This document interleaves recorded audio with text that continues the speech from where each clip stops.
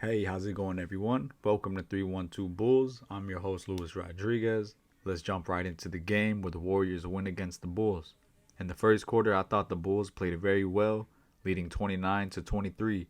Initially, the Bulls had amazing defense on Stephen Curry. Lonzo Ball and Alex Caruso were tasked with making it tough for him to score. Unfortunately, we ended up losing the lead by the second quarter. Our defense against Curry wasn't consistent enough, and the Warriors made a comeback by attacking the paint and passing the ball to get open threes. The Bulls weren't able to respond against them as we had a lot of trouble on offense.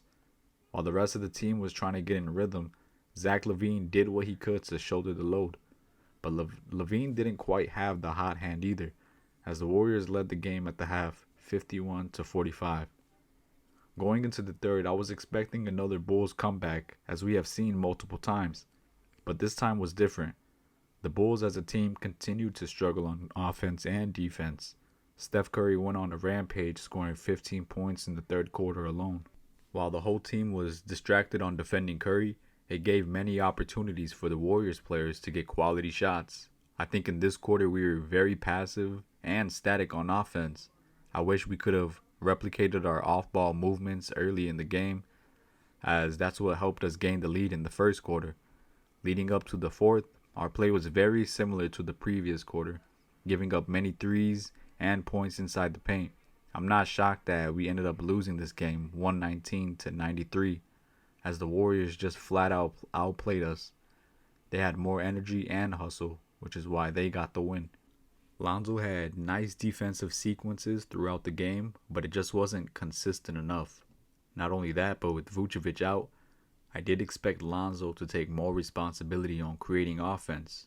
Unfortunately, he finished with only 5 points, 3 rebounds, and 3 assists. Zach LaVine was our leader today, but he just wasn't getting enough help. He finished with 23 points overall, but the Warriors just played very good defense on him. I felt like they tried to take away the offense from DeRozan and LaVine to force the Bulls role players to step up. Their defense on DeRozan was effective as he finished with 18 points off of 4 for 13 shooting. He was quiet most of the night. He did try to force some shots up, but they just weren't falling. Usually I'm ecstatic about Javonte Green, but today he just didn't have that same energy that we're used to. I'm used to seeing him dive for the ball and setting the defensive tone for the starters. However, we didn't get to see that today as he only played 16 minutes given his performance. We saw Tony Bradley get the start with Nikola Vucevic out, but to say the least, I was unimpressed by not only him, but Alize Johnson as well. I expected them to play with more energy as they got additional minutes to show their potential, but it just didn't work out for them, which is very concerning considering we still have many games left without Nikola Vucevic. No other player on the Bulls finished with double digits besides DeRozan and LaVine. Not even Alex Caruso, who had an amazing 16 points in his last game.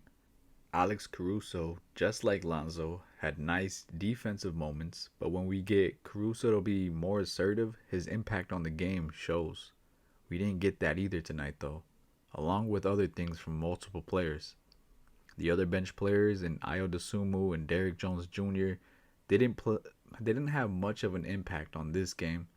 They both finished with 9 points each, but a majority of those came from garbage time and garbage minutes when the game was already decided. This was a frustrating loss as it wasn't only one player who struggled, but nearly the whole team. I can immediately see the impact that Nikola left. His spacing is crucial for the Bulls to get in the paint, and without him, the Bulls have to find more ways to score. We are expecting Kobe White to return very soon. I think he'll definitely help us shoulder the offensive load, as sometimes we appear stagnant. Well, guys, thanks for watching the video. Don't forget to like and subscribe. Our next game is against the Clippers, so I'll see you on the next one.